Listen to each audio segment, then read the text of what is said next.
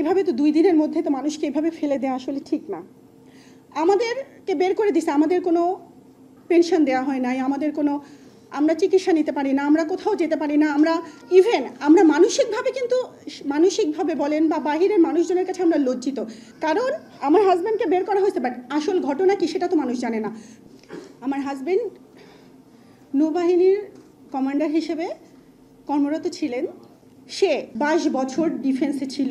সে তার জীবনের, যেটাকে গোল্ডেন টাইম বলে, পুরো সময়টাই কিন্তু সে তার ডিফেন্সকে দিয়েছে।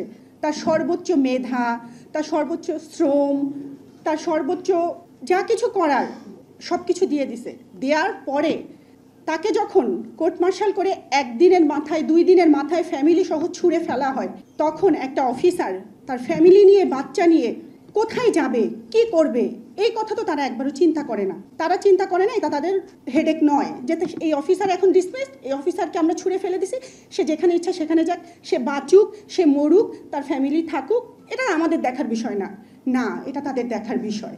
কারণ সে তার জীবনের 24টা বছর, 22 বছর, 25 বছর, 10 বছর হোক, 15 বছর হোক, 5 বছর হোক, সে তার সর্বোচ্চটা, সে যখন কর্মরত ছিল সে তার সর্বোচ্চটা দিছে।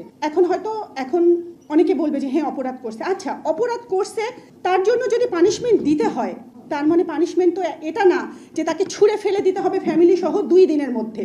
এই যে আমাদেরকে, আমি আমার 2টা বাচ্চা নিয়ে 2 দিনের মধ্যে বাসা বাড়ি সব ছেড়ে দিয়ে, আমার 22 বছরের একটা সাজানো বাগান, আমি জাস্ট সাজায় কথা বলতে পারবো না। হ্যাঁ, আমি জাস্ট আমার ফিলিংটা আমি আপনাদের সামনে প্রকাশ করতেছি। আমার সব কিছু নিয়ে আমি কই যাব, আমার মাথার উপরে আকাশ ভেঙে পড়ছে যে আমি এই বাচ্চা 2টা নিয়ে যে আমি কোথায় যাব, আমি কার কাছে যে আশ্রয় নিব, এই 2 দিনের মধ্যে আমি কিভাবে কি করব। যাই হোক, আল্লাহ আসলে কাউকে তো ফেলে রাখে না, কোথাও না কোথাও তার একটা ব্যবস্থা হয়। তারপরে কিছুদিনের মধ্যে আমার হাজব্যান্ডের হার্ট অ্যাটাক হলো। তারপরে আমি তো এনটাইটেল না সিএমএইচে, আমি তো তাকে সিএমএইচে নিয়ে যেতে পারবো না, কারণ আমার হাজব্যান্ড তো ডিসমিসড। আমি কোনো ভালো হসপিটালে নিয়ে যেতে পারবো না, কারণ আমার সেই আর্থিক অবস্থা নাই।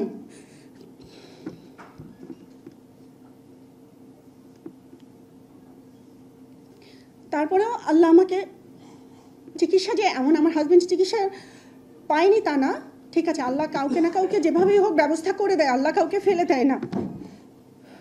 তো আসলে আপনাদের সবার কাছে অনুরোধ যে আমাদের দয়া করতে হবে না। নৌপ্রধান বলেন বা ডিফেন্স যারা আছেন, তাদেরকে আমাদের প্রতি দয়া চাচ্ছি না আমি তাদের কাছে। হ্যাঁ, আমি শুধু আমাদের প্রাপ্যটা চাচ্ছি। জি, অধিকার চাচ্ছি। আমার হাজবেন্ড যে তার 22 বছর দিছে, তার যে পেনশন, তার যে অধিকার, তার যে বিচার, এটা তো কারো দয়া না, সম্মান, এটা তো দয়া না, এটা আমাদের অধিকার।